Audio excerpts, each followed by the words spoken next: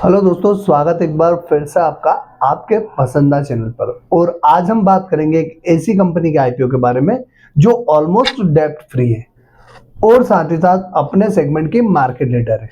साथ ही हम जानेंगे इस कंपनी की जीएमपी के बारे में, कंपनी प्रोफाइल के बारे में जानेंगे, इसके फंडामेंटल्स और फाइनेंशियल समझेंगे और साथ में इस कंपनी का आईपीओ लाने के पीछे का मोटिव क्या है वो समझेंगे और फिर अंत में समझेंगे कि इस आईपीओ में हमें पैसा लगाना है या नहीं लगाना है।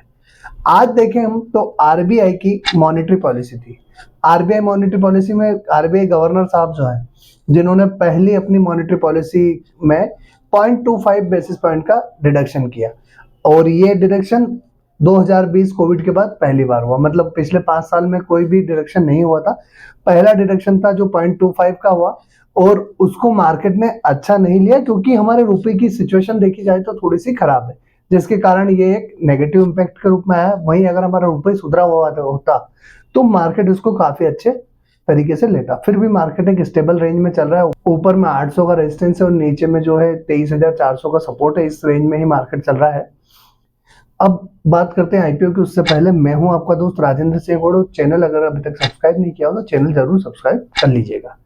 हम बात कर रहे हैं अजाक्स इंजीनियरिंग लिमिटेड की, जो 1992 में एस्टेब्लिश हुई कंपनी मेनली कंक्रीट इक्विपमेंट बनाने का काम करती है। मतलब कंक्रीट मिक्सचर इक्विपमेंट बनाने का काम करती है, जो भी और साथ ही साथ इन प्रोडक्ट्स को सर्विसेज प्रोवाइड करने का काम करती है। कंक्रीट मिक्सचर इक्विपमेंट मतलब अगर देखा जाए तो ये वो प्रोडक्ट जो हमारे कंक्रीट की या जो सीमेंट की रोड बनती है वो, या हमारे घर की छतें बनती है, उन सभी के लिए जो मटेरियल आपने देखा होगा मशीन चलती रहती है और घूमती रहती है, वो जो प्रोडक्ट्स होते हैं उन सभी इक्विपमेंट को बनाने का काम कंपनी करती है और अपने सेगमेंट की टॉप 5 कंपनीज में ये आती है।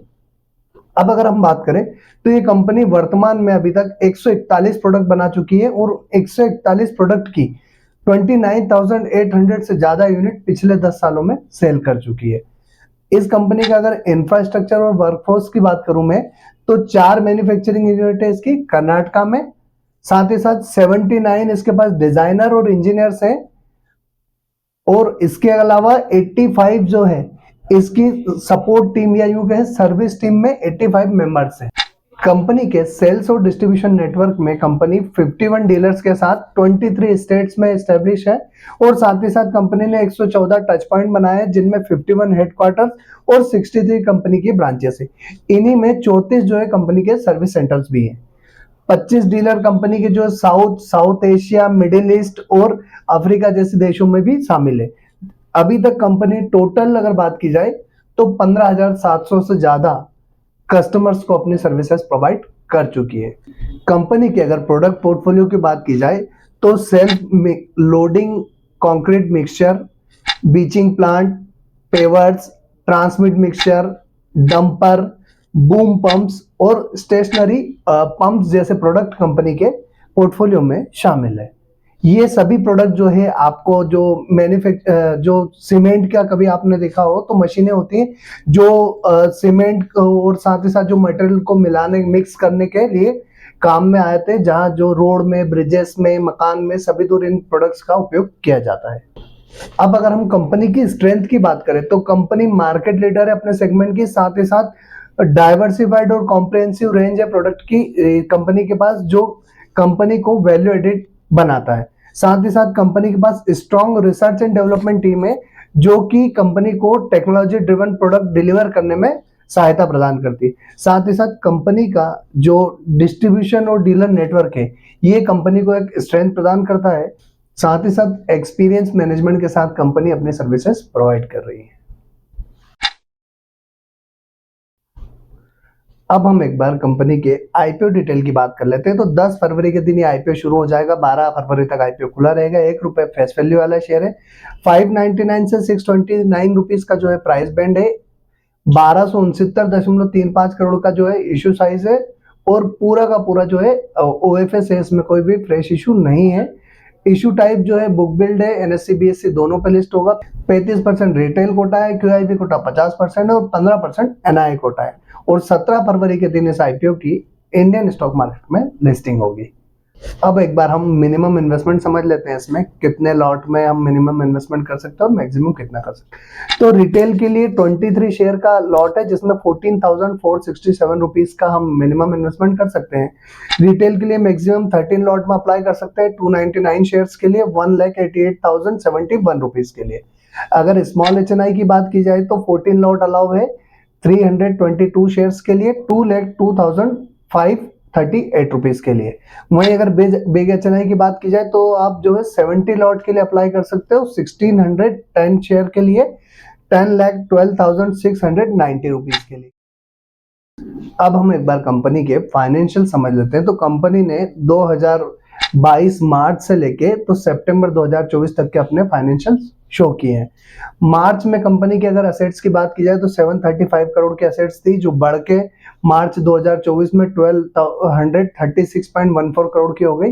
वहीं अगर सितंबर 2024 की बात की जाए तो 1348.76 करोड़ की असेट्स कंपनी के अभी तक सितंबर 2024 तक है।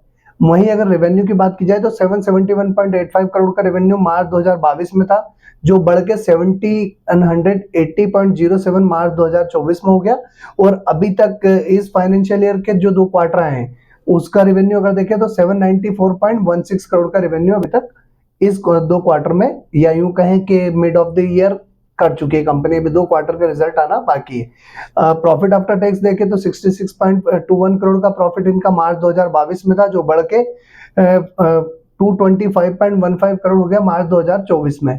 अभी वर्तमान में अगर देखें इसका प्रॉफिट तो 101.02 करोड़ का जो प्रॉफिट है वो सितंबर 2024 तक का हो चुका है। मतलब मिड ऑफ द ईयर जो है 50% जो साल निकला उसमें 101 करोड़ का है, तो अगर इसको डबल करते हो तो 200 करोड़ से ऊपर का प्रॉफिट इस साल भी कंपनी का निकल के आएगा। नेटवर्थ की बात की जाए तो 578 करोड़ की नेटवर्थ इनकी जो है मार्च 2022 में थी। मार्च 2024 की बात की जाए तो 917.96 करोड़ की हो गई और सितंबर 2024 तक देखें 995.84 करोड़ की हो गई।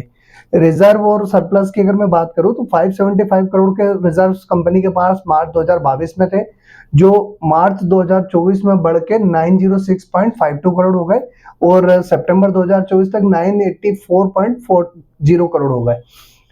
बोरोविंग की बात की जाए तो मार्च 2022 में 7.16 करोड़ की बोरोविंग थी, 10.14 करोड़ की मार्च 2023 में हो गई और 6.23 करोड़ की जो है कम घट के मार्च 2024 में हो गई। फिलहाल अभी देखी जाए तो कंपनी के ऊपर कोई भी बोरोविंग नहीं है। साथ ही साथ अगर कंपनी में प्रमोटर होल्डिंग देखी जाए तो 93% के आसपास की प्रमोटर होल्डिंग है। कंपनी यहाँ डेप्ट फ्री कंपनी है, फंड्स काफी हैं कंपनी के पास अवेलेबल। अब हम एक बार इसकी वैल्यूएशंस देख लेते हैं कि वैल्यूएशन वाइज कंपनी कैसी है। अब वैल्यूएशन की बात की जाए तो ROE 24.53% है जो कि काफी अच्छा है। 32.82 का ROCE जो कि बहुत ही अच्छा है। डेप्ट टू इक्विटी रेशियो डेप्ट है ही नहीं, 0.01 का है जो कि बढ़िया ही है। रिटर्न ऑन नेटवर्थ 19.39% है। पेड 12.65 का, प्राइस टू बुक वैल्यू 7.84 की है और EPS जो है प्री IPO 19.68 का है, पोस्ट IPO 17.66 का है। पी रेशियो 31.96 का प्री IPO, पोस्ट IPO 35.62 का हो जाएगा। तो वैल्यूएशन वाइज कंपनी काफी अट्रैक्टिव लग रही है। अगर प्राइस के हिसाब से देखें या PE के हिसाब से देखें तो कंपनी अच्छी है, पर अगर फेस वैल्यू के हिसाब से देखूं तो 1 रुपए की फेस वैल्यू पे थोड़ा सा महंगा शेयर लगता है। बाकी अगर कंपनी की स्ट्रेंथ देखी जाए फाइनेंशियली और फंडामेंटली तो काफी कंपनी स्टेबल लगती है और बैलेंस लगती है। कंपनी अगर ये IPO थोड़ा सा सस्ता होता है या 2 रुपए की फेस वैल्यू पे भी होता तो काफी अट्रैक्टिव प्राइस हो जाती है इसकी।